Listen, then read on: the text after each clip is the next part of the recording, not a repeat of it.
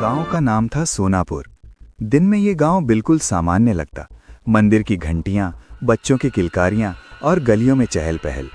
लेकिन जैसे ही सूरज ढलता, गांव की हवा बदल जाती। हर शाम पुराने कुएं के पास एक सफ़ेद साड़ी पहने औरत आकर बैठ जाती। उसके सामने एक टोकरी होती, गरम गरम लड्डुओं से भरी। मीठी लेकिन अजीब आवाज़ गूंजती।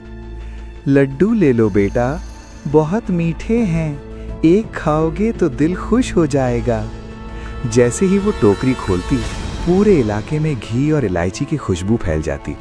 लेकिन उसी खुशबू के साथ दीवारों पर अजीब परछाइयां हिलने लगतीं। एक बच्चा डरकर चिल्लाया, माँ, दीवार पर कोई औरत चल रही है। माँ ने झट से खिड़की बंद कर दी। चुप, बाहर मत देख। उस रात कई घरों के दरवाजे अपने आप खुलते बंद होते रहे। शुरुआत में लोग लड्डू खरीदते रहे, लेकिन कुछ ही दिनों में अजीब बातें होने लगीं। एक बच्चा आधी रात को उठकर हंसने लगता, कोई कोने में बैठकर रोता, तो कोई बस एक ही बात दोहराता, वो आ रही है, वो आ रही है। गांव में डर फैल गया। एक रात गांव के सारे कुत्ते एक साथ रोने लगे। लोग बाहर निकले तो देखा चांद उल्टा दिखाई दे रहा था। रामू काका कांपते हुए बोले, ये अपशकुन है, आज कुछ बहुत बुरा होने वाला है। उसी पल कुएं के पास से आवाज आई, लड्डू ले लो, आज आखिरी बार। अगली सुबह पंचायत बैठी। रामू काका बोले, मैं कहता हूं वो औरत साधारण नहीं है।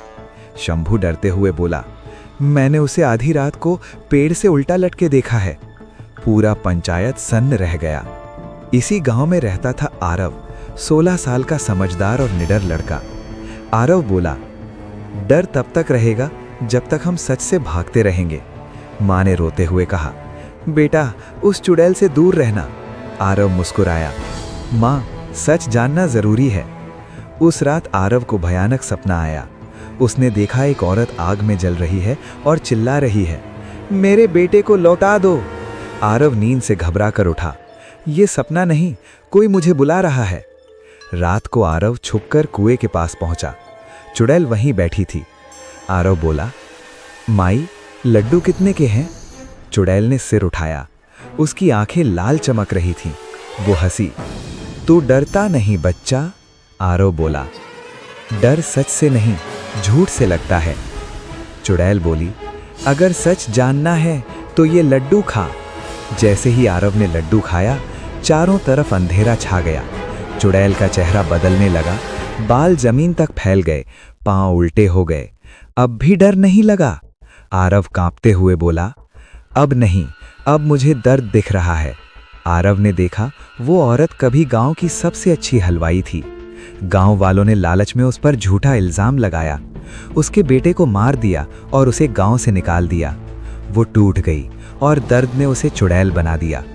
आरव रो पड़ा, आप बुरी नहीं हैं, आपको बुरा बनाया गया।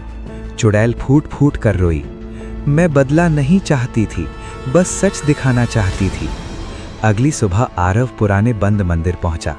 जैसे ही उसने दिया जलाया, मूर्ति की आंखों से आंसू बहने लगे। एक आवाज गूंजी, जब तक गांव अपना अपराध नहीं मानेगा, इस आत्मा को शांति नहीं मिलेगी। पंचायत में सबसे बुजुर्ग हरदास बाबा रो पड़े, गलती हमारी थी, हमने उसे चुड़ैल बना दिया। पूरा गांव शर्म से झुक गया। मंदिर में पूजा हुई, उस औरत के बेटे के लिए स्मारक बना। उस रात कुएं के पास से खुशबू आई, एक आखिरी आवाज, धन्यवाद बेटा, अब मुझे शांति मिल गई। सुबह कुएं के पास एक गरम लड्डू रखा था। उस पर लिखा था, नफरत ने मुझे चुड़ैल बनाया, सच्चाई ने मुझे मुक्त किया। लड्डू हवा में घुल गया। सालों बाद बच्चे कुएं के पास खेलते हैं। एक बच्चा पूछता है, दादी, यहाँ चुड़ैल रहती थी? दादी मुस्कुराई, नहीं बेटा, यहाँ एक माँ रहती थी जिसे इंसाफ देर से मिला। कहानी की सीख, डर से पहले सच जानो, क्योंकि हर चुड़ैल के पीछे एक टूटी हुई कहानी होती है।